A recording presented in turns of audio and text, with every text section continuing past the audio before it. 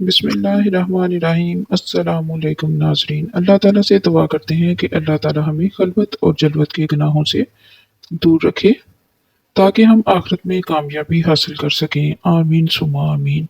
नाज़रीन, आज का जो हमारा अमल है वो कुछ इस तरह से है। तन्हाइयों में गुनाह की नहुसत से बचने का राज। वाज़ह है कि गुनाह रब्बुल इज़्ज़त की नाफरमानी को कहते हैं और हमारा अकीदा है कि अल्लाह ताला हर इंसान के हर अमल से वाकिफ़ है और हर वक्त अपने तमाम बंदों के अफ़ाल को देखते हैं।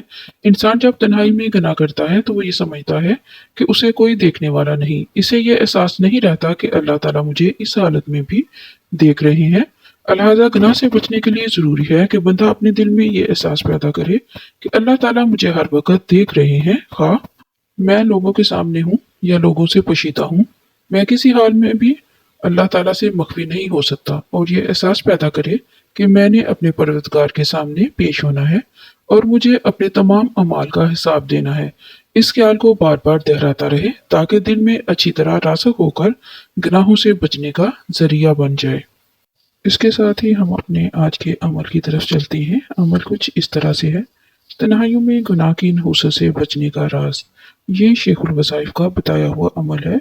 शेखुल वज़ाइफ बयान करते हैं, आप किसी भी ऐप से छुटकारा पाना चाहते हैं, वो ऐप सिगरेट, नशा, नेट की गंदगी, झूठ, बदनजरी, तन्हाइयों के गुनाह, हराम माल, लेन देन में खयानत या दुनिया का कोई भी ऐप हो। नजात के लिए सिर्फ एक तस्बीह रोजाना सुबहान अल्लाह की तवज्जो ध्यान से पढ़े और दुआ करें, या अल्लाह तू तमाम ऐपों से पाक है, अपने इस नाम की बरकत से मुझे फलां ऐप फलां गुनाह से नजात दे दे।